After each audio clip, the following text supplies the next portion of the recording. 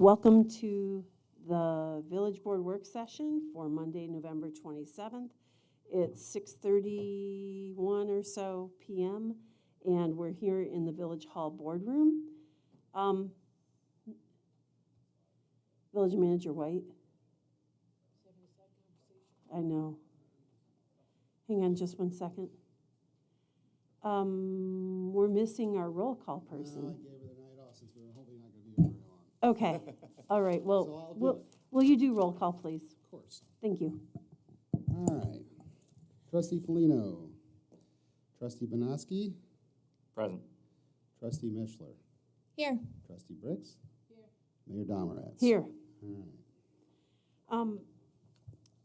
Let me go through briefly the kind of our code of conduct. All village meetings will require respectful behavior from the members of the board, as well as members of the public in attendance. This includes both verbal and nonverbal behavior and use of foul language. This is a village board workshop or a work session. Work sessions are regularly scheduled meetings at which the board, by appointment, discusses specific issues with residents or with other parties, does preparatory work in advance of a public hearing or a monthly meeting, reading of correspondence or announcements, or discussing issues of concern or projects being undertaken by the board. So tonight, we're going to have a brief discussion about a future, very preliminary discussion about a future project that may be undertaken by the village. So we'll get onto that in just a moment. Our guests this evening, while I have Sue Steele listed, I think we get the honor of the other half of the household, Zach Steele, who will be here to represent any of the drawings or concepts that we talk about. And thank you for being here, and thank you for everybody else who has joined us here. Hey, Village Manager White, Yes, ma'am. there's one person you forgot on roll call. She's I sitting did. right across the I way. apologize. Haley Cook is present. Here. Haley present? Here. Haley is our student advisory member of the board, so thanks for being here tonight, Haley. And also in attendance, we have trustee-elect Heidi Woika here in the crowd.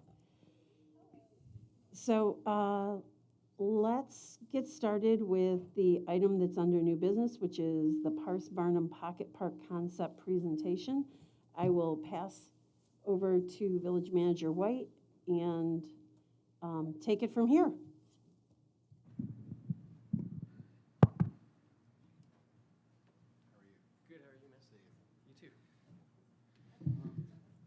So, real quick, thank you, Mayor. So, what we have before you tonight, it's an exciting project. Should we do something here? But the village has been talking for a number of years about possibly making some enhancements to a vacant parcel that's on the corner of Parse and Barnum. Right now, it's a small lot. The village mows it on a regular basis, and not much is really going on there. It's got a unique location, being close to Ledestrian, also to the former can company to the south. But it's an opportunity where you kind of make eggs where you can. It's a vacant parcel. There's not much going on, and maybe there's some enhancements. So we've had some former conversations about what are some of the options that we can do there. And some of the things that we talked about was possibly just a very small passive pocket park, just to bring some greenery to an area that's kind of somewhat stale. Bring some enhancements, some seating, maybe some public art, and some other amenities to that area. And also we looked at, is there an option for maybe doing some type of community garden aspect as well. So staff had met a number of times, talked about it. Like everything, we talked about a lot of things, but it was hard for us to put our ideas into paper. We reached out to Sue Steele. She's a landscape architect. She's very knowledgeable. She was able to take our convoluted images in her head about what we wanted to do and put it on paper. And what we'll talk about tonight is the output from that. I think she did a great job of kind of grasping what we wanted to do. And we were looking at, how do we maximize the space while trying to be really efficient in how we maintain the assets, right? That's a big part of this.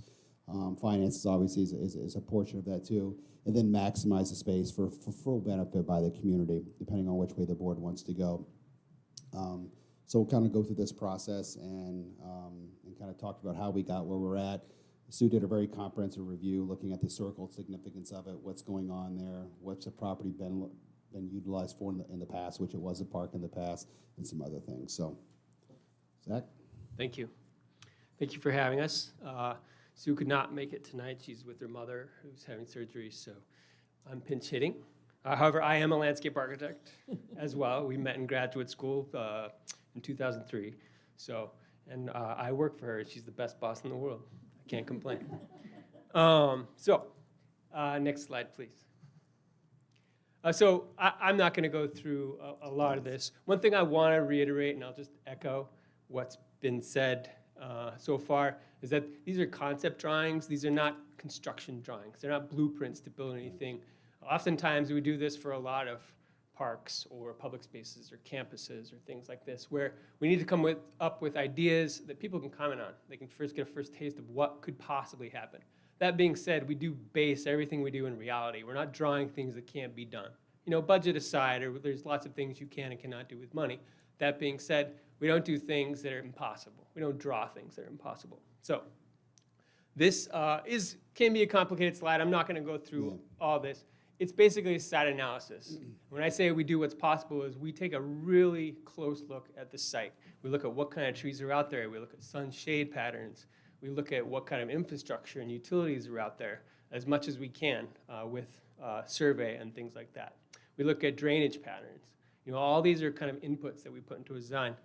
We don't draw things that we just feel good on paper or that look cool. We draw things that make sense with the specific site that we're working in. So that being said, there's a lot of constraints or opportunities here that might be things like, you know, making sure that the adjacent neighbor isn't impacted by whatever happens in this park. What can you do under mature trees that are actually some kind of invasive species in some sense? There's existing drainage infrastructure out there, and how can we utilize that in the park rather than ignore it or propose to rip it up and be unsustainable and wasteful? So that being said, next slide, please.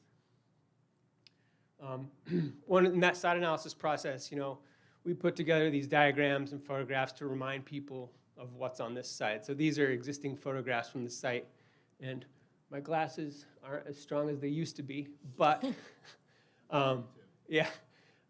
You know, this is a really kind of unique spot in a part of town that for many years, you know, we've lived for a long time, didn't get a lot of attention. A lot of things are happening down here right now, and it's awesome. And of course, there's Ledestri and all that, but there's a great opportunity here. But you can see, you know, there's new sidewalks there. However, there's also things like poison ivy all over the trees and things like that, which is just part of what happens when nobody's touching landscapes for a while. Next slide. Zach, and you can also look here if it's easier too. Oh, yeah, Whatever you okay. like. Thank you. I can't see over there either. Yeah. I mean, you're pretty familiar with it. It's as you described, it's kind of a vacant parcel. You know, there is a house pretty close to it that really would be impacted by what's going on in that parcel. So we want to be sensitive to that. Hey, nice, good. Oh, I'm glad you're here because it's important. One of the things we also do with any project, even at the concept level, is we try to relate it to some thread of history. So we don't just draw things that look pretty. We try to tie them to something that happened on the site. We're site-specific in things that we do. And one of those things that we do is look at history, what happened on the site. Sue is much more familiar with what happened on the site than I am. I got invited to this meeting about an hour and a half ago, and our other employee worked on this. So I can't tell you exactly what happened here. There were some parks here before. One time there was a parking lot. We tried to dispose of this property a number of years ago to help some economic development and propose a parking lot. The reason why you have some constraints on this site, as Zach's aware, is that we have a lot of utilities running below the surface.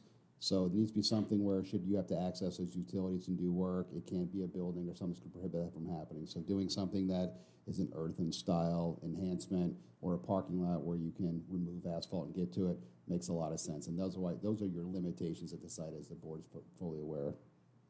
So, but it's changed throughout the time. This shows you 51, 61, 71, 88. I want to know when it was a park. Is that one of these pictures? It is, and I'm going to blow it up. So in 1960, it was a parking lot I'm looking at. Maybe in 51? There's a Kathleen who is on the Fine Arts Committee. She grew up here, and she didn't know it was a park or public land, and she grew up on parks, you know, and Yeah. she's, you know, probably a little younger than me. But So, yeah. Okay, And Sue's had conversations with Bill Perret about the site and, you know, gone through what photographs were available and things like that. You know, we do, this is a small project, but we exhaust every possible resource that we can, you know, within reason. And I believe there is a map somewhere. It's It on- might be that plat, no, it's not It's- that plat map. it's There's on one that here. has a creek on it. And I did notice when I was out there is running water under the storm sewer there, which is kind of unique. When I was out there, there was no rain event in the preceding few days, so I was kind of curious why there was running water under Yeah, there. we're working through that as we speak. We're doing some Okay. analysis. It's not all rainwater. It's coming from, I think, a leak from Monroe County Water Authority. And there's also some sanitary issues going on with Ledestri. So we've been working on that the last month. The board's well aware of some process. We're doing some smoke testing around there to It- figure out what's happening. It wouldn't be site construction without something weird going on. So It's got to be totally complicated, normal. otherwise it wouldn't be municipal. So It looks it's like in exactly right. 1872 is when it was a park, Yes. way before my time. So, next slide, please. Another thing that we do is we look at precedent imagery or materials, and this helps people visualize. A lot of people can't read plans in two-dimensionality very well. And rather than doing 3D models and things like that, which are quite labor-intensive, we do a lot of precedent imagery. So we look at what kind of materials are possible. And this is just kind of gives you character images of the type of feeling or expression that the park would give off, right? Now, it can be anything. A lot of people get hung up on this kind of stuff and say, well, I don't like this and I don't like that. But again, this is just kind of exuding character, not necessarily a design proposal. Next slide, please. I don't know what the title of this slide is, but it's a similar thing. It's mostly dealing with plant material. I know one of the new proposals was a sort of naturalistic play space. I think there was a revision done to one of the drawings. Yeah. And that can take a lot of different forms. You know, if you've been to Highland Park, there's the new log playground up there that was built 3 or 4 years ago. Actually, COVID time was probably about 6 years ago now. Yeah. But, you know, there are small-scale versions of that. There are opportunities to do kind of playscapes that aren't necessarily purchased playground equipment, right? What can get not only kind of boring, but also very expensive, more expensive than you can imagine. And that was the conversation we had with Sue about that, was, you know, maybe there's some opportunities to have a little bit of functionality, but not make it a playground. We're trying to avoid the whole red and blue scene and make it something for everybody. But maybe if it's something where you see the kid jumping on some of the logs and stuff on this picture, so maybe we use some of our old stones we have from the canal embankments, and that acts as seating as well. But if you want to go out there and strategically place them, kids can climb on them and jump and do their thing too. So Sure. trying to find some multi-purpose things to do it without getting it kind of, it's a playground or nothing type thing. Right, So- right. Play can take many forms. Correct. You know, kids, like, you know, when my son was little, all he wanted to do was hop along those darn logs sticking up on the side of the canal there, the retaining wall logs, right? And play can take so many forms, and, you know, it's circles on the ground kind of thing. Kids find ways to entertain themselves. And that said, you know, there's nothing more sustainable than using what you already have, right? So if the village already has boulders, already has logs or things that are being taken down, you can utilize those things in very economically efficient ways to make playful landscapes. And the village does a great job maintaining the landscapes that it has. And as long as, you know, you aren't letting grass grow weedy and things get out of control, those simple things can look really, really great. It doesn't have to be, you know, high-end, expensive materials all the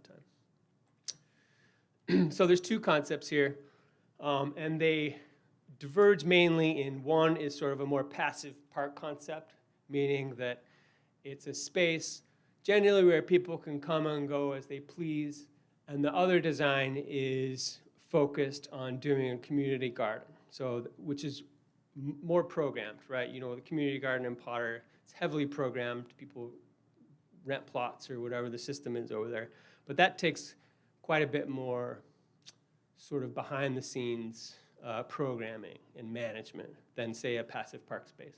So keep that in mind when you think about some of these things. One of the main components of this passive park space is taking advantage of the existing drainage conditions, right? So there's a drain inlet right there where it says rain garden, kind of in the middle of that triangle, as well as taking advantage of this idea that when people walk, they cut across spaces, right? So to pull those two things together, we're using that existing low spot in this design to create a spot for the all the drainage in the park to go to that can also be filtered before it through plant material and things like that before it goes into the drainage structure. And likewise, by cutting across the park with the walkway, it creates a way for people to experience the park or go into the park and then out of the park while taking the shortcut that everybody enjoys. That said, it doesn't mean that concrete is required. Again, these are concept designs, not construction drawings or blueprints. In the top corner in the back is where the passive play space is proposed to be.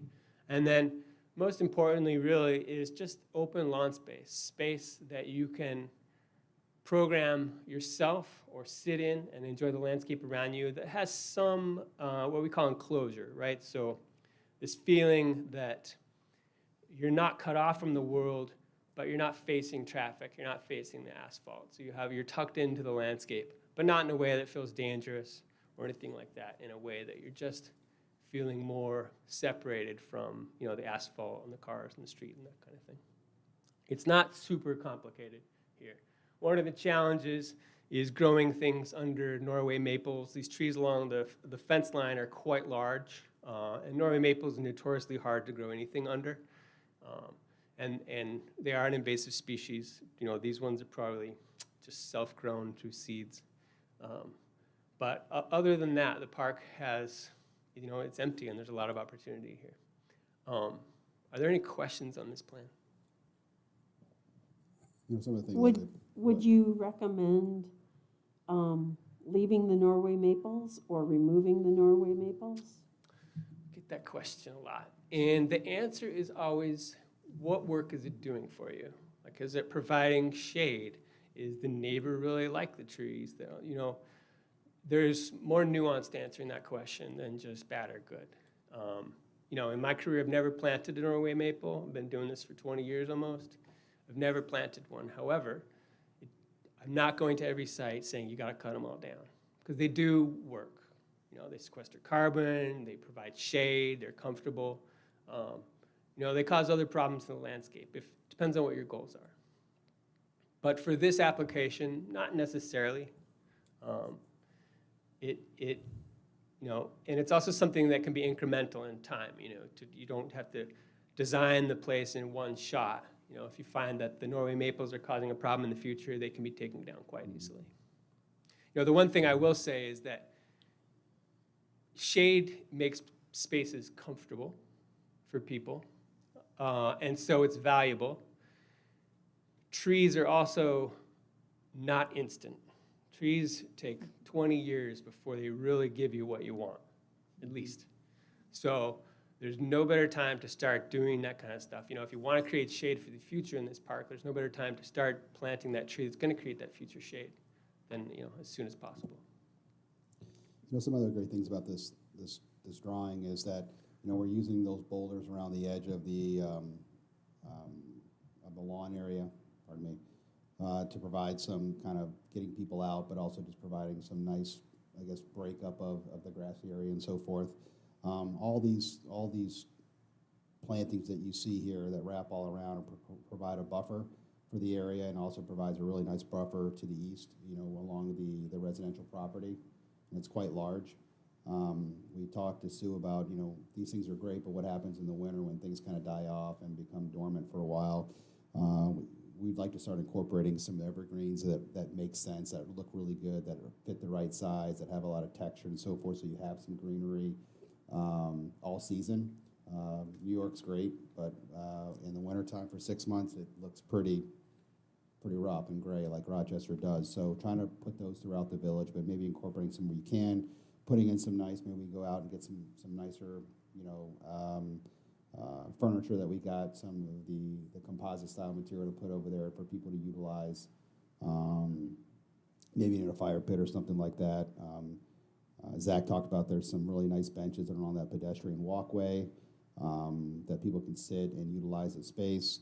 You're using the rain garden, capturing that water, which is also utilized for the other plantings. But you see where these two stars are at that are at the edges of the pedestrian walkway there and also here. Maybe those are potential sites where we can bring in some electricity and put a marker for a future art project and have that. So basically, no matter how you enter the site, you're seeing some type of ornamental presence for some art. And I think that was really exciting to Sue and us and me, because no matter what, you have to see it, whether you're coming or going, and you put something there. It doesn't have to be anything too elaborate, but something there just says, hey, you've arrived and you're here. So I think while it looks simplistic in nature, there's a lot of thought that went into this concept and being able to maximize the space and still provide that privacy. We didn't want something where there's 300 people there every single day, not that there would be, and it's creating a lot of ruckus because in the end of the day, it's still a residential zone. And we want something that's passive in nature, and people are coming, going, utilizing the space in a proper manner that fits the neighborhood. Right? No matter what, regardless of who owns it or whatever, it's been utilized in a very dormant state for quite some time. People get used to that. So you want to make sure if we're going to transition to something and utilize it more actively, which we should, that we're doing it in a responsible way. I was going to go to Tracy because I saw that. Tracy, do you have a question or comment? Just kind of a question. Because I know there's a house on either side that isn't road or factory. So we're going to have the buffered plantings, which are great. There's no fencing going up. There's no fencing proposed. On the north, line of that property where you see where it says maintain plantings to the north, there's very large trees right there, Zach, right? Yeah. But they're 20, 30, 40 feet, 50 feet tall. That's a really great buffer between that and the house to the north that I you're talking wasn't about. suggesting a fence, I just was Yeah, asking yeah. for clarification. No, that's a good question, no. Are there fences, physical fences there? Not proposed, no, Okay. no, not currently or proposed. Sorry. Emily, did you have something? Just to comment, Zach, the Norway maples, you mentioned they're hard to grow things underneath them. Yes. It seems really smart to have possibly the discovery area near them. If we had, it would be a shady spot for kids to potentially play. You wouldn't have to grow things underneath them. So incorporating that. What was the thought about the poison ivy? Leaving it? How would No, that be I would addressed? always recommend getting rid of poison ivy. It's like in there as if I was It's like, just okay, it's a management thing, and honestly, poison, there's so much poison ivy. It's hard to, when you're coming in, you're mowing the site and just stabilizing it. It's not something you're like, oh, we got to get rid of that poison ivy, because it's not hurting anybody. Honestly, it's really not. Unless you're gonna go walk into it, but nobody's really doing it. Once it becomes active, it becomes a park, it becomes benches are there, it's inviting people in. You're gonna want to manage the poison ivy. It's not difficult to do. Just take some steps. The other thought, Brian, you had mentioned, we don't want 300 people here, and that just sort of made me think many parks have posted hours, that we would welcome visitors to be using the park space. And I'm wondering, I know Ledestri is, they're open, right? There's employees working around the clock at Ledestri. So that could potentially be something that we would want to look into, posting park hours, to be considerate of our neighbor who lives right next door. It's a good question. Does the village currently have a policy for park hours? We don't, but I mean, that's something we Okay. can easily do if and when this project comes to fruition. That's not a problem. Just something. It's pretty common, Rochester parks, even though people do use them at night, they're Yeah. technically dawn to dusk, I shouldn't have said 300. I don't expect No, that to I ever know. happen anyway. It's going to be very Well, passive you were in thinking nature, but- numbers of people, and I was thinking times. I was the trying to make a people. point, but yes, you want to create something that if you go in there and you put in a Ferris wheel, you're going to expect, a lot of people, so, but no. A clown. I don't think it'll be an issue. And if it is, we can always curtail that and have a dawn to dusk type policy and call it that. I really like the diagonal pedestrian walkway there. For a couple of reasons, I think it's really nice having pedestrians off that corner and away from the corner through the space. Not only because it would be enjoyable for them to walk through that, but also for safety. When I was down there talking with residents yesterday, noticed that a lot of people missed that stop sign. I think I didn't actually see a single person come to a complete stop at the stop sign there. Yeah. So, I think there is a call out there that was talking about that issue about proposing a stop sign, but I know that's been a discussion internally between Sue and, yeah. so I like that. I like that feature to it. I guess a couple of quick things just off the bat, but I mean, first off, I think the idea of a park makes sense. We've been talking about it, in the village up until now. It was we integrated it into the comprehensive plan, so it's great to see this moving forward. Also very excited you guys are on there. For folks who don't know, your office is very well respected in the region too. So very, very excited to have you working together It's all with my us. wife.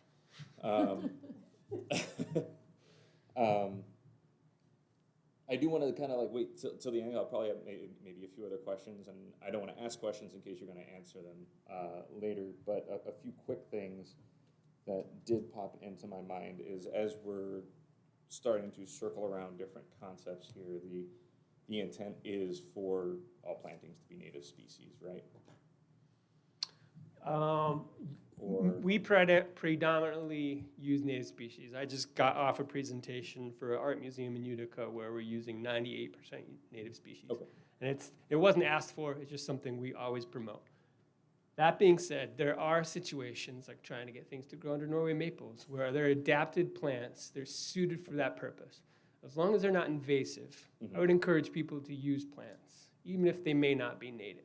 These days, what is native? I mean, it's quite a difficult thing to earthworms aren't native to North America, right? So, but we think of earthworms as being really valuable to our soil biology. So that being said, we do promote native plants and we use them whenever possible, but there is always a condition that another plant might be more suited. Oh, okay. Yeah, no, that makes sense. It's obviously continues to strive towards, sustainability and all Of those sort of course. issues. You said something did you just say earthworms are not native to North America? But there's a predominant species of earthworm that was brought over in ship ballast.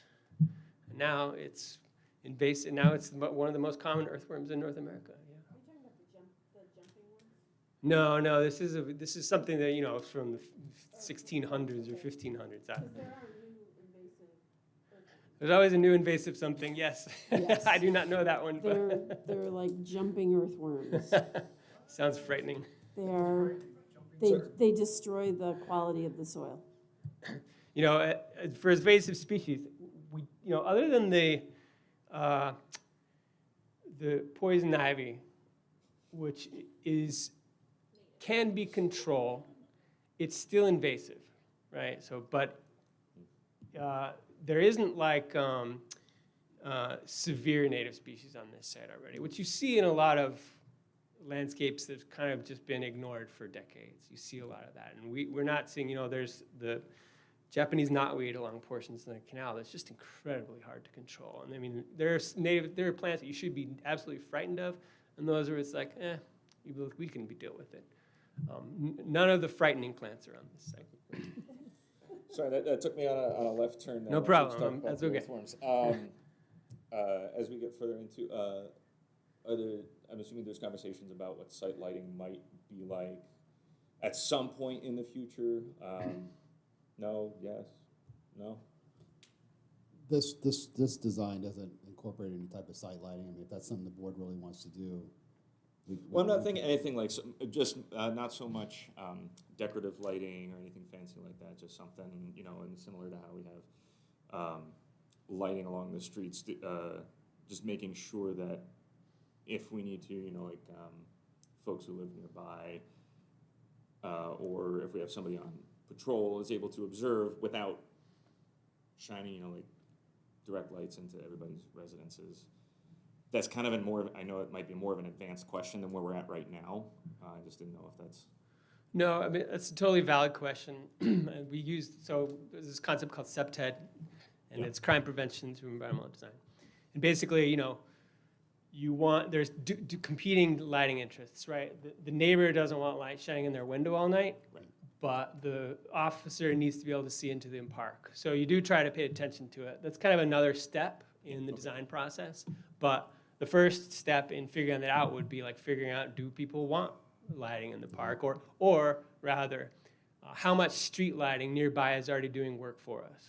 And I don't personally know that off the top of my head, but that can be found out easy enough. I mean, if you've been out to this site, this looks big, it's a very, very small lot. Say, Like, I'm looking around really, the you room, can see, it's not there's, huge.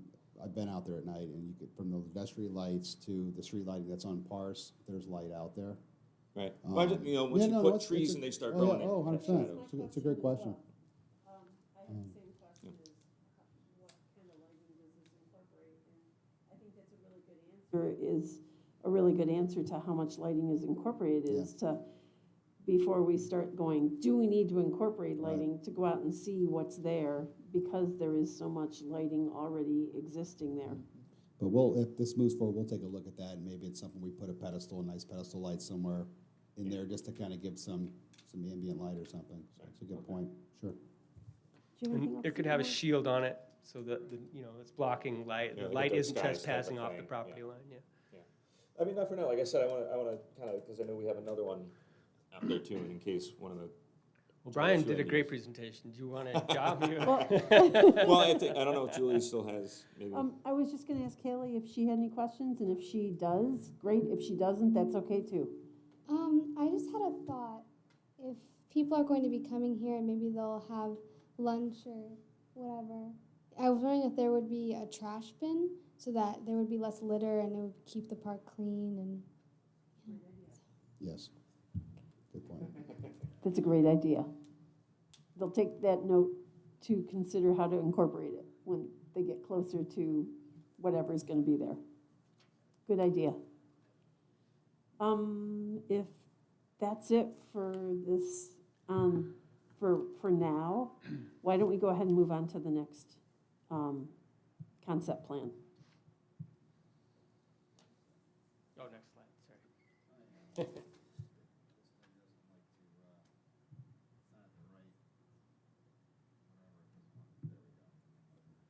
Okay. So this concept obviously incorporates community garden. Now, community garden is tricky because it really takes kind of a critical mass to make it work properly. And this is probably, you know, unless you have neighbors that are, you know, right there, it's, in my personal opinion is that it's just barely on that critical mass as far as number of plots to make it worthwhile to rentable and things like that. That being said, that can change with the right management, the right programming, the right interests, right, community interest.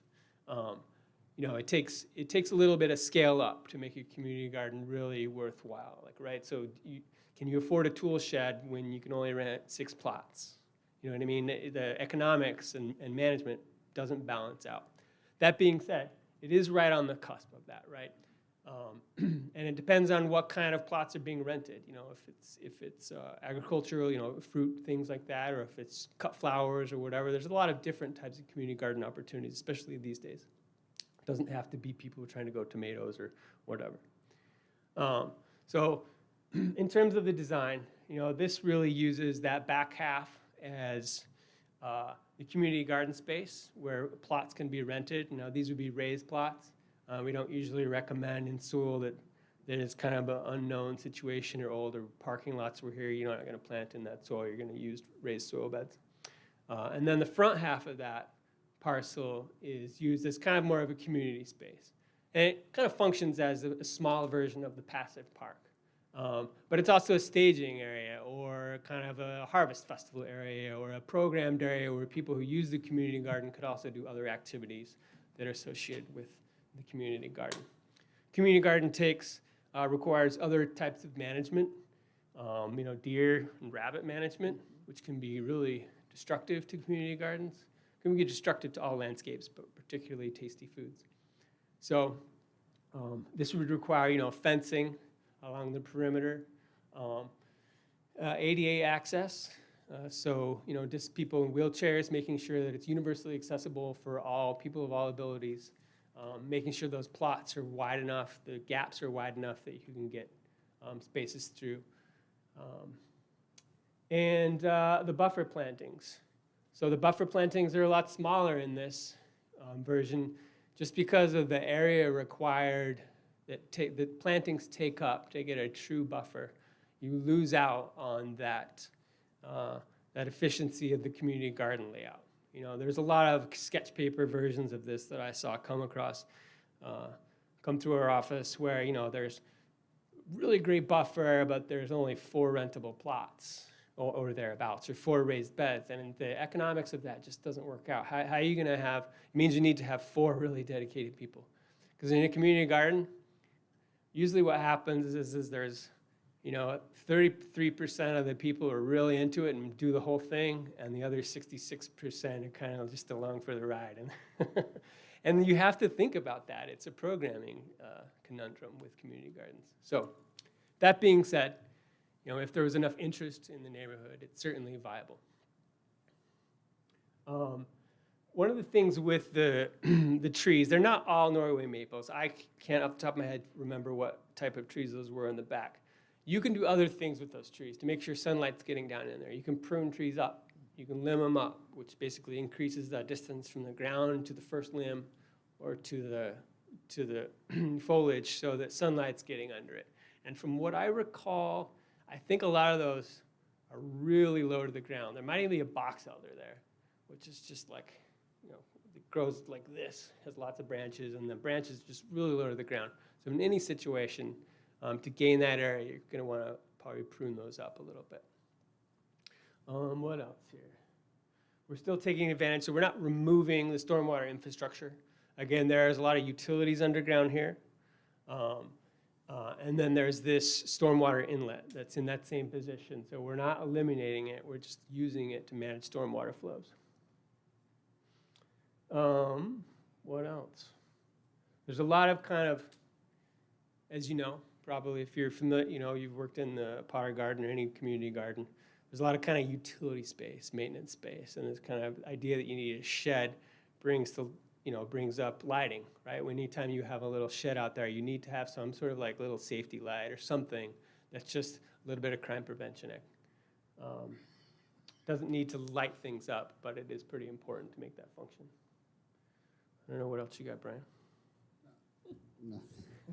This is your deal, buddy. I'm trying to go play football, watch football in a few minutes, and you keep talking. No, it's great. It's a tough site for what it is. It just depends on what the board's looking for. But the other thing is, we talked about this with any type of with gardens, especially like this, you're going to require a water source. The water source to put it in and doing RPZs in the ground is going to be quite expensive and tough. We did look at some other options. How do we mitigate that so that I don't want that to be the determining factor? Should the board not want to do that? Getting the plastic storage containers that have the kind of the metal sheeting around them, and we can place that, then fill that up on a weekly basis, whatever, to make sure you have water, because that's going to be a requirement over there. To Zach's point, a storage shed to be able to put your tools and shovels and stuff in. It's not a big deal, and we can do that there as well. The big thing I think we've talked about is the rabbits and squirrels and deer. This is going to be the Ponderosa Parson Barnum. I was just talking with the town of Barrington the other day. We were talking about Potter Park. We actually met out there about some enhancements and so forth, but they're looking at putting up some fencing around their community garden. It's just being crushed by deer and other types of things. So they're looking at a proposal now to do that. It's not something you want to do because they had that kind of the vegetative fence around there now. But it looks nice, but it's just not doing what it's intended to do. We'd have to see what that looks like. Some of the things, this is me regurgitating Sue, but the herb garden that you see kind of on the boundary of the park here, that was intended to be, I guess, deer don't like herbs that much. Is that correct, Zach? And There's maybe certain that's somewhat of plants they kind of stay away a from. deterrent. I don't know if there's no such thing as deer. There's things that are more deer resistant, but there's nothing that's deer proof, right? They're gonna go eat wherever there's food and when they're hungry enough. Exactly. You can plant everything that's deer resistant all you want, and it's still gonna eat. But so we can make this thing work, you know. And in the end, you still have your lawn area with some benches and tables and stuff like that to provide that community gathering space for lunch and other types of things. And then we can incorporate some public art on the corner here if that's something the board wanted to pursue as well. But you know, the bigger thing from a staff perspective, we just look at who's going to manage it, who's going to maintain it, how's that going to function, how many people are going to serve, who gets to get these spots, right? And then once you have a spot, it's like, well, you had it this year, but you don't get it next year. Once they've invested into it, so now it becomes a person's basically area. So those are things we have to work out if this is something we're going to consider. Anything's doable, but you know, it is an option. It looks beautiful if you're going to do something like this in a small area. I mean, this is something I think I'd want it to look like. You know, we could provide some parking in some other areas and stuff like that. But yeah, it's a good option to consider if you truly want to provide that community garden space.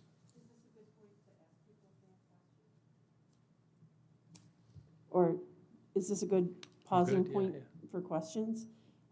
I was actually going to go over and ask Heidi if she had any questions. We'll see how much you were paying attention. Do you have any questions? If you do, come on over to Haley's microphone. And, Put her on the spot before she even takes office. Sure. Man. well, if you don't have any questions, then you don't have any questions. I don't have a question. Which one do I press? There's push it. It's on anyway. Hi. My only question is with the community garden, would there be, could they do community composting as well, since they're having a garden there? Would that be something, I mean, it really depends on what the neighborhood there wants.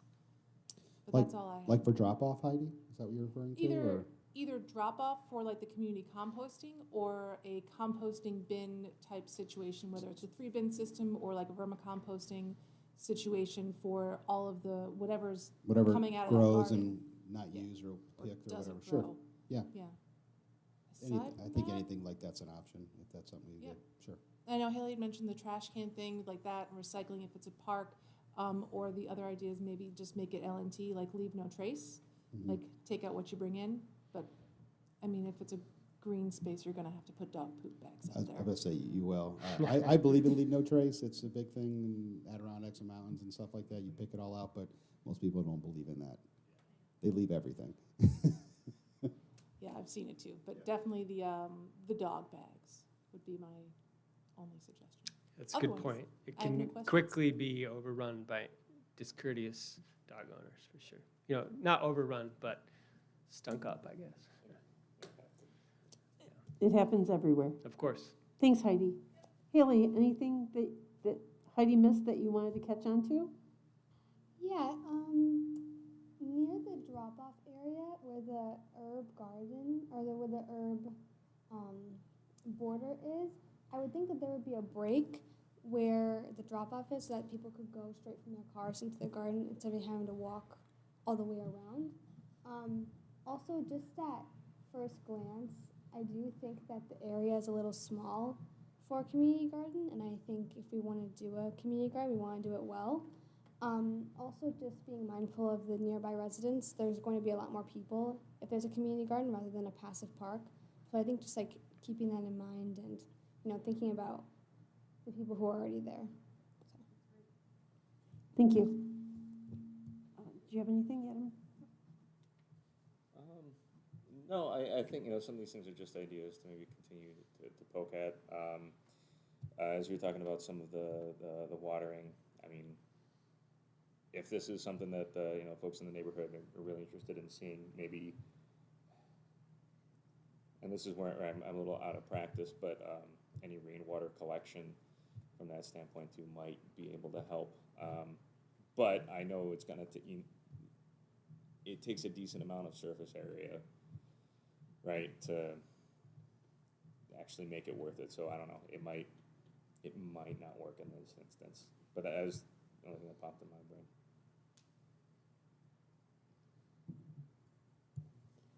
Em, anything from you? I was just thinking, we have this system in place with Potter currently, and I know at the beginning of the season, they're always turning people away. It would seem efficient and would make sense to me to just tap into the system that we already have with the town. So, you know, it would sort of Potter Community Garden and the Pars Barnum Community Garden. Here's what we have. Kind of just happen to that. Seems to make sense. As far as logistics for renting. Or the and- systems Yep, of that we already course. have in place that seem to be really be working. I mean, the community garden at Potter there's never an extra spot, you know? I'm really glad to hear that they're seriously considering a fence. I know that it's not super attractive, but it will, the gardeners will be very grateful. And that's the balance, and Yeah. I think the reason it's not there now is because it kind of blocks certain views and so Mhm. forth, but it's kind of defeating the purpose of what they're trying to do over there. Zach, you mentioned, you know, this has to be worthwhile, and you have to balance the number of plots, so to speak, right? This is a beautiful drawing. Is there any way to squeeze in more plots? Yes. Ish. Yeah, yes, to an extent. I mean, you have to balance the drawbacks of doing that, right? Like Mhm. the home. I assume you're the neighbor, right? Yeah. I Mhm. mean, and And the anytime we're proposing something like this, you know, you can't. You know, I did see a sketch that's just like, how many plots could you get in there? But it's not realistic. Okay. You know, it's not palatable to the community or to the neighbor. And the neighbor is really important. They don't own the property, but they have to live with it every day. And Absolutely. it is really important. That being said, you could get more plots in there, but you lose on other utility space. Gardens aren't just like raised beds. They're tool storage. They're like loading and unloading. They're putting crates up. I mean, look at all the space in the Potter Garden. There's a lot there, and how big the shed is and things like that. So, I think we looked at that, to Zach's point, and we're talking about when you buy these things and you're planting your seedlings, you're buying trays. So do they fit within the spaces? You're bringing your wheelbarrow in to bring your mulch and your dirt and your other stuff in to bring it back out to weed your beds. There's a lot of things that happen within there. Yeah, could you squeeze another spot or two? But in the end of the day, you're talking about a spot or two. You know? I know now that we have the parking on Pars there's additional spots very close to the park, in addition to the space that you have in the drawing that was added for drop-off. So it seems that there would be sufficient room for gardeners to pull up and unload, and nicely considered, I think. Yeah. We would need some sort of survey. I mean, if I don't know if we would take, if we would take the system that we have at Potter. There's definitely an interest in gardening in our community, and that I can tell you. Would Harrington be maintaining our garden, or would the Village of Fairport be duplicating all the services that Harrington's doing at their, and this would be us? I'm sorry. Harrington is running the community garden. Correct. So would we be piggybacking onto them, or would we be duplicating as Village of Fairport a program that's already there? I think if we had a garden in this spot, we would be probably maintaining and managing that program.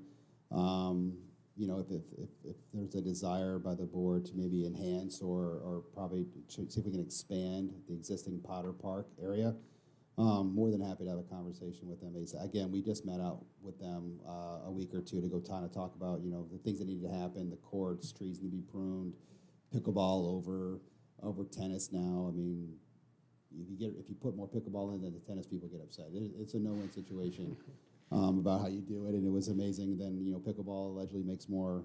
We play all the time too, but it makes more noise because you're using plastic rackets and plastic balls. So there's all these things to consider about people what they want from trying to balance. And you got to park in the middle of a very residential neighborhood, right? But you bought that house with a park that's been there for 100 years too. So there's a lot of things to balance and talk about. But if that's something that maybe I can have a conversation, maybe they haven't thought about expanding it. I don't know what the demand is. I've planted there before with my neighbor, only for a season. I'm like, I'd rather just go buy it now. But there is a high demand. It is nice. It does require a lot of work and maintenance to do. And people can always plant, you know, do things behind their home and do gardens as well and so forth. So, but more than happy to have that conversation and come back to the board and say, you know, hey, is there an opportunity to expand that area? And if so, what's the challenges in doing that and fencing and everything else that's required? That's not a problem. I do have to also mention, I talked to many neighbors yesterday who live close by.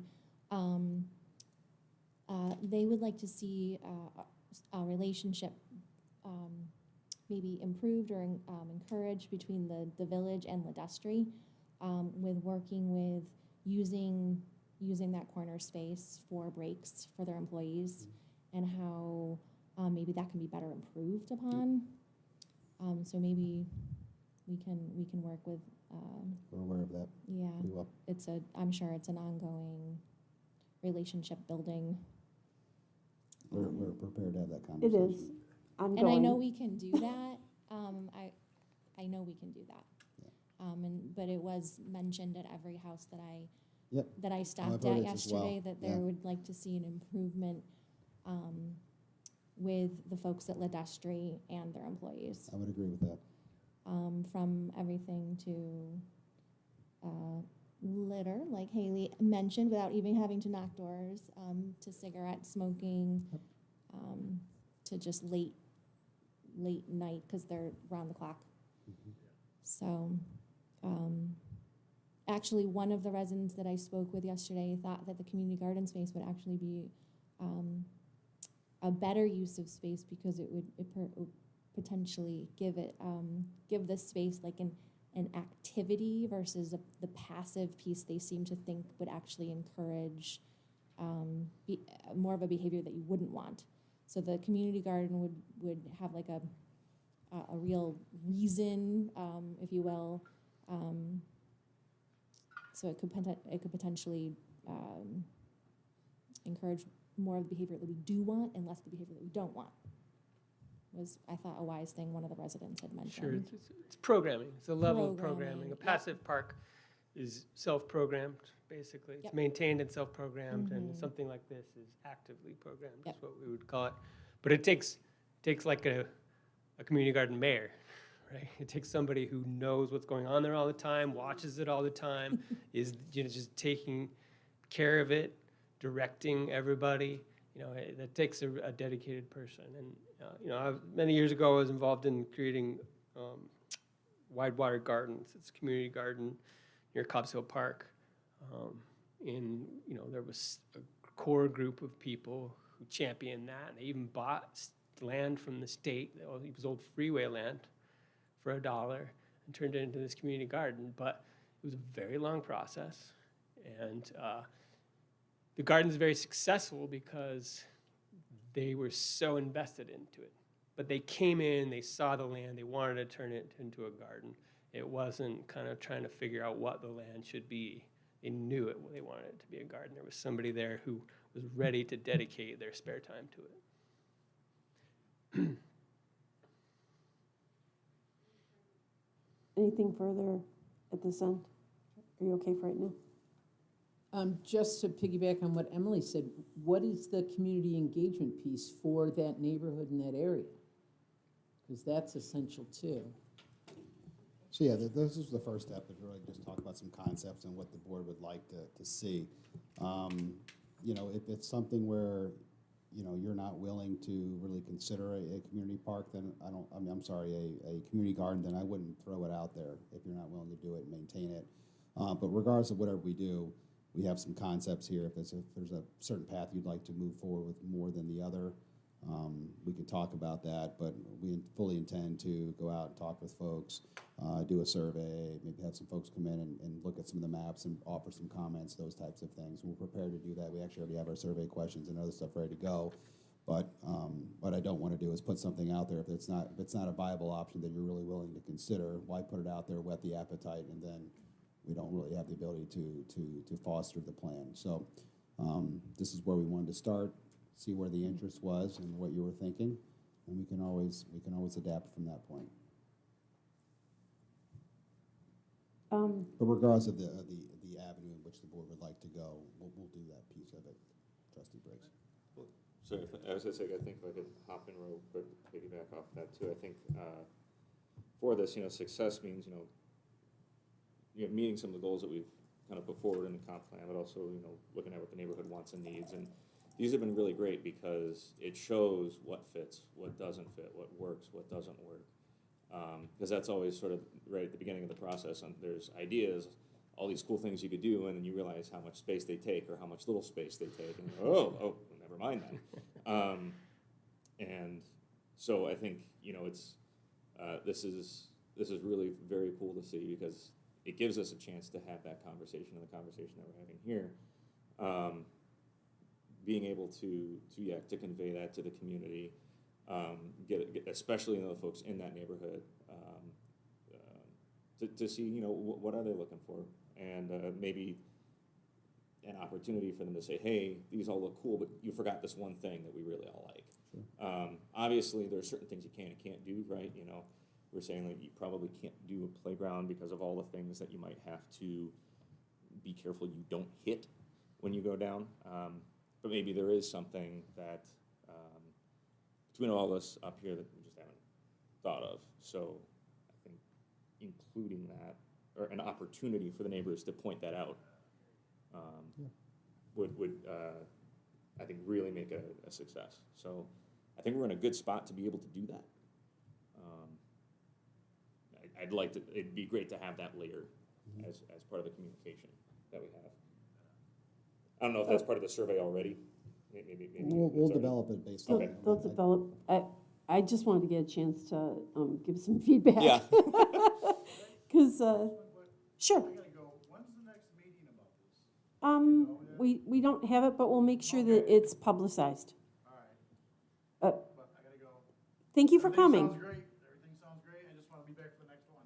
Thank you. I'll be in touch with you. Thank you. You guys have a good night. Thank you. I think that from my perspective, both of these are really interesting concepts. I hate to see us overstress with responsibilities, this area and our staff, that while it's great if we were able to piggyback and make sure that everything was maintained from the town of Harrington if we did a community garden, it's a lot of work for our staff, which is pretty limited in terms of numbers to begin with, that I kind of like the more passive application just because it doesn't require as much continual interaction, not only from the neighbor perspective, if you get people involved and then all of a sudden they just decide that they're really not interested halfway through the season, now you've got, somebody has to step in to make sure that it stays maintained. Whereas with a passive garden, you're looking at a process that's not going to change over the season, that you've got the same people who are doing the work. I like both of them. I just think that one is going to require a lot more. It requires a garden mayor, and I'm not running for that job. But I like both of them. It's just that trying to weigh out do we have the bandwidth to support each one of those options from a village maintenance perspective that I am concerned about. Because whatever we choose to do, I want us to do it really well, and I don't want us to overpromise and then not be able to deliver. It's much nicer to be able to deliver well than to deliver a lot and do it poorly. I think that's really smart thinking, Mayor. So I just wanted to get a chance to put in some comments. If you all have anything further, I'm going to turn off my echoing mic. On my notes, I had a lot of those same notes about the hesitant to add more management to our DPW in the summer months, as well as the budget and the. I've been involved in the community garden. I mean, it's a lot of work, and they have full-time people, and we would be having to duplicate all those services. It isn't a very large space. I guess I see the passive park much more inclusive, where everybody can come and use it, versus taking, if you're gonna do the community garden, now you just got a few special chosen people that are using the public land and the taxes to do all that. And I guess I'm not as comfortable with that concept. I'd rather say public land and a beautiful public park should be for everybody to come and use. And I do like the first concept better. But then I also know, or I think, the potential of expanding our community garden at Potter, because I'm there too quite a bit, and yeah, we can do that. I think that if that was an option, then we could see this work. But I don't know. I think that what the mayor is saying, and Tracy, what you're saying makes perfect sense, that this is a very small space. If we were to take the responsibility of this on as a village, it would be one more thing that we'd be adding to DPW, and I think that probably We're full. We're full. We're full right now. Just talking with one of our DPW workers last night, and he was just sharing that concern that they were still picking up leaves. So I think that's really wise of the board to consider that. But if there is the opportunity to piggyback on what the town is doing, expand it, I mean, then that is an option. I think we'd have to find that out first. Maybe first steps. You're giving Brian a list of things to go explore. I'm going to ask any last considerations at this end. You don't have to if there's nothing else that you feel is important to bring up. No, just like I said, I think we've got some really great options. May even be one part of one ends up in the other at the end of the day if we hear something really strongly from the community. But I think from a design standpoint, both are certainly very viable. It's, what's the neighborhood looking for? Okay, so you've gotten some feedback from us. And what do you consider the next thing to happen in this process, Village Manager White? Well, since you're not deciding on one or the other, we'll go out and we'll kind of put something together that shows both options and kind of list out kind of what's going on here, put the pictures out and the plans out there so people can see. We'll put this out there. We'll talk to some of the residents and so forth, get some feedback, maybe have a future meeting the next month or so. I know it's cold outside, but maybe we have a field trip over to that corner. Meet out there next quick month or field yeah, trip. we meet out there next month or something like that, yeah.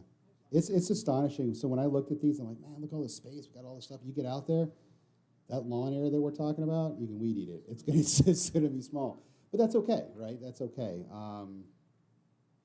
Again, we're trying to maximize the existing spaces that we have, and that's okay. You don't have to apologize for that. So, yeah, we Brian, can do meet we- out there and do that. But Do we need to find out from the town first, though, before we put both options out there?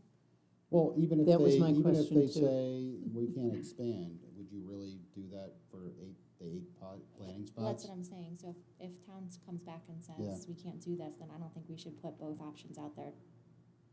Do what? They're not going to maintain the one on Pars Barnum. Yeah, that's all on That's us. not going to happen. They may expand the existing one based on some some conversations I have with them about if, you know, is there, I don't know what the demand is. They're gonna know what the demand is, how many people are calling versus not. I don't know what that is, so let me talk to them and I'll send the board back a report. Yeah, I just But, want to um, make sure I'm being clear. I don't know if I'm being clear with what I'm saying. I feel as though if the town is saying they cannot expand using Parson and Barnum, then I don't think we can take that on. Isn't get that right? Yeah. And so then we I wouldn't concur. put that out to the community. Okay, that's So- what I was trying to get at earlier. I agree. Okay. I don't wanna put something out there, you have the appetite. It's like, well, you don't listen to me, why'd you ask my feedback type Right. thing? And it's one of those deals, and getting feedback's one thing, doesn't mean it always comes through, so. But let me talk with them. I can have a conversation this week and see what their plans are. And I'm sure they're tracking, you know, the demand, what's going on, the challenges. But I know they're looking at a fence sooner than later, so if they're gonna expand it, now's the time to have the conversation before they put a fence up, because they're not gonna be wanting to move it after that, so. It's a good comment, and I'll follow back up with the board.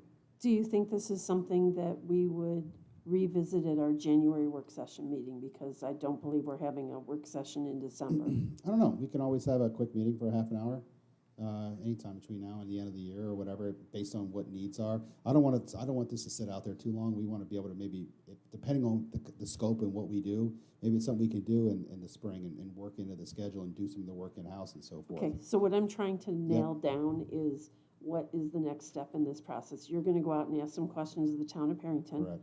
and then And come based back. on that, and we'll have a conversation, we'll figure out whether we want to put one or both of these plans out for some public feedback and comment. Okay, And we'll go from there. okay. In the next few weeks, Yes. okay.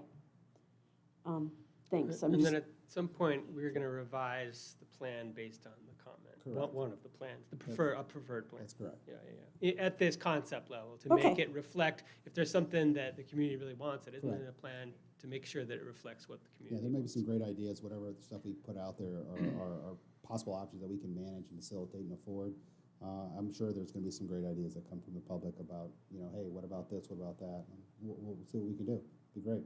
so again, this is probably going to roll around Probably. officially, unofficially, Next couple months, yes, later in December, or maybe we'll be talking about it in January. that's correct. Okay, Fair. I'm not trying No, to it's fair. put it in stone, I just Yep. want to get an idea so that people can set their expectations of when this is gonna come back up again at a village board meeting. Certainly. Go ahead, Is- Amy, or, sorry, go ahead. That's okay. Can any of the board members think of a perfectly reasonable time to just put these out in front, like a casual way to put what we decide to put out to the community? We'll put it out there all over social media, I think we have to make the decision. websites, surveys. That'll all go out when you guys determine kind of what scope you're really Okay. leaning You're toward. doing those Wednesday things too. Could they, once we've decided, right, could Yeah. we then add it to a That's the whole point of Wednesday? them. Yeah, just to kind of have a casual Okay. conversation about fun things that we're doing, casual projects, any questions somebody has, yeah. Okay. It's Sounds It's in great. our it was in our newsletter last month. This was. Yeah. It was out there 30 days ago as an option for letting people know, hey, this is a topic the board's gonna be discussing in the future. We look at every opportunity to put stuff out there where we can. Adam, is it you that always says when you think you're communicating enough, you need to communicate more? There's never enough. So, very close. If you think you're Adam over, on my shoulder. if you think you're over communicating, Oh, that's you're what it is. communicating Okay. just enough. Yeah. Perfect. Yeah, but it's been out there already. We'll keep putting it out there. Is there anything else that we need to address with this evening? I want to thank you for coming tonight, Zach. course, We really it's my appreciate pleasure. you being Thank you. here. Please Thank you tell for Sue- suffering through me instead of my wonderful wife. You did great. You did Thank great, you. and stop saying that Sue's the only good speaker in your household. You did a great Good. job. Good, thank you. Wish her mother well on her surgery too. Yes. What's that? I wish Sue Steele's mother. Oh, thank you. I well will in her let her- I surgery. just got a text, she's out of surgery and everything's Oh, good. good. That's Good, great. so- Great. That's good to hear. Thank you. All right, our next meeting is December 11th. If you want to go down, if anybody has any urgent announcements, We can go down the line. Tracy, do you have anything that you need to share this evening?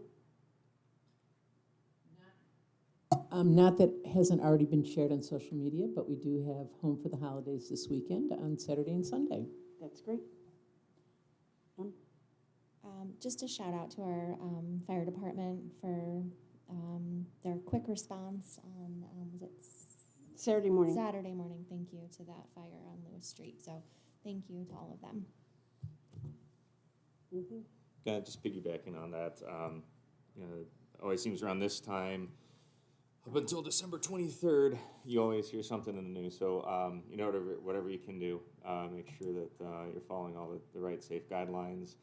I'm gonna make sure everybody has a restful and happy holiday season. Don't want to hear, you know, you hate to hear about any disasters happen. So just be safe and yeah, make sure if you need to turn off lights or whatever, turn off all the lights. Okay, I just wanted to share, I'll reiterate, Home for the Holidays is this weekend. Cookies are at 3 o'clock, so Cookies in Canal Park at 3 o'clock. There's horse wagon rides. Those are on West Ave this year, right? They've moved. They're in a Yeah, neighborhood. It's gonna be better, yeah. Way better. The vote on And- this end of the board is way better. And for the horse-drawn carriages, it's either a canned good for the parent and food cupboard or $1.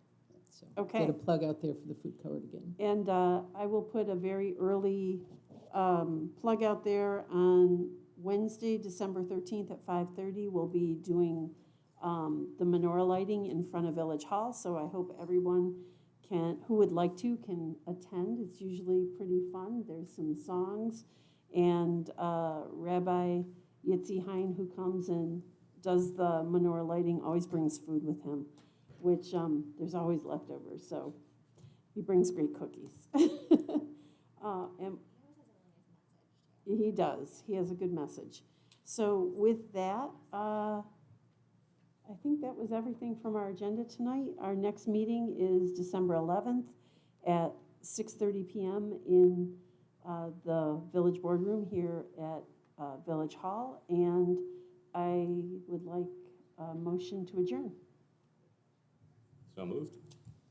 by Trustee Banowski. Second, Trustee Mishler. All in favor? Aye. Aye. And looks like the ayes have it. We're adjourned until our next meeting, which is December 11th. Thanks so much for coming this evening.